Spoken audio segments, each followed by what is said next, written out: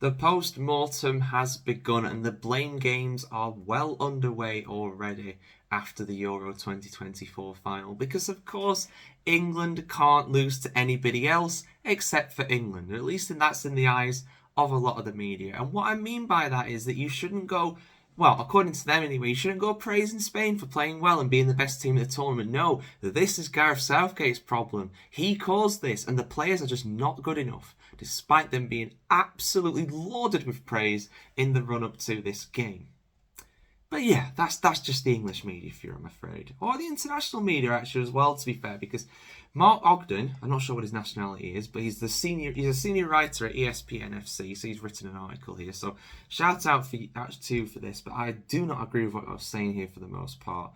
The takeaway from his article is basically that Gareth Southgate being so loyal to Harry Kane, starting as captain up front, is the undoing of the team. That's why we lost.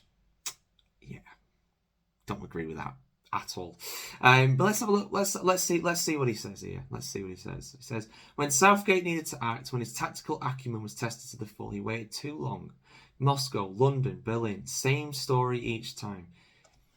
I'm not sure if I agree with that. Again, I don't agree with that because, yeah, there have been times during this tournament when Southgate, I feel, should have made substitutes earlier, particularly in the group stage. But he did make changes in this one. He did bring on Palmer and Watkins with a decent amount of time to go. I think it was with about 20 minutes left plus added on time.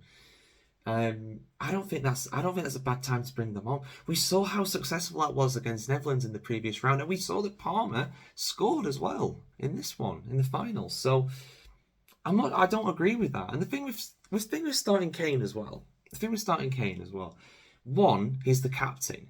So he should be starting, just from a leadership point of view.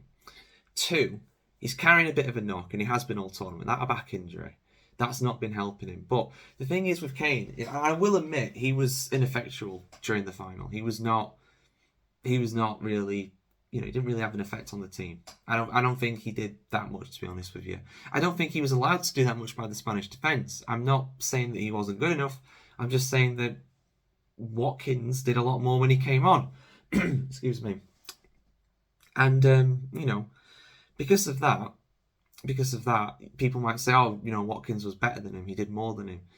And yeah, he did. But the thing is, Watkins came on with 70 minutes already in the legs of the Spanish players.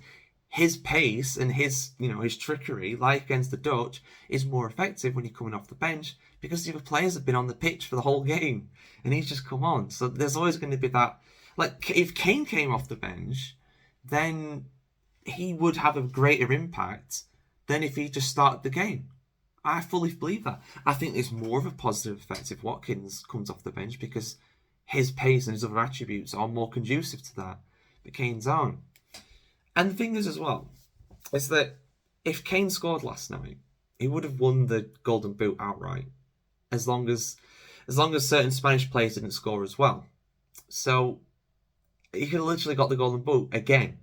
He already won it at World Cup 2018, I believe. So it's just a crazy thing to be saying that this isn't good enough like that from Kane.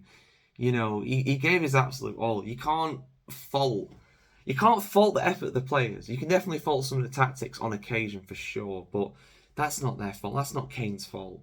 That's not. I'm not having that. I don't buy that Kane starting that game and Southgate's loyalty to him. His captain. He should be loyal to his captain.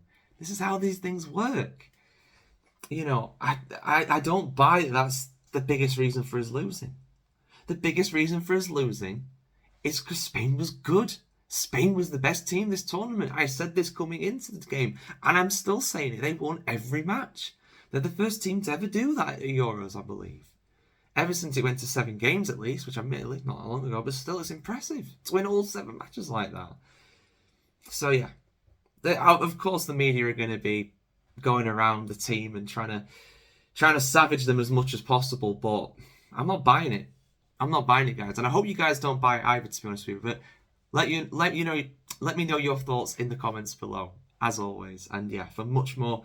Well, it's not going to be too much Euros action now. It's going to be on to the Premier League in a couple of weeks. So yeah, stay tuned to the Football Chronicle for that.